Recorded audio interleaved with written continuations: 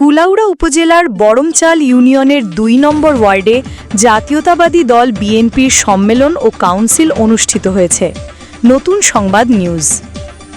বৃহস্পতিবার ৮ আগস্ট বিকেলে বরমচাল ইউনিয়ন পরিষদ হলরুমে ইউনিয়ন বিএনপির আয়োজনে উপজেলা নেতৃবৃন্দের উপস্থিতিতে কাউন্সিল সফলভাবে সম্পন্ন হয়েছে।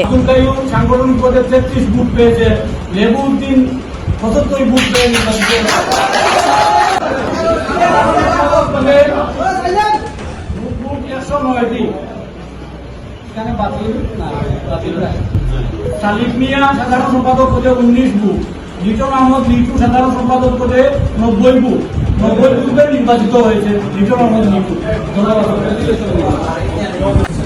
সভাপতি পদে নির্বাচনে মোট বুথ 109টি কাস্ট হয়েছে, মার্জিন নাই। এর মধ্যে আজিজ খান 29 বুথ পেয়েছে, ফয়সল হোসেন খান 80 বুথ পেয়েছে, 80 বুথ পেয়ে ফয়সল হোসেন খান নির্বাচিত হয়েছে।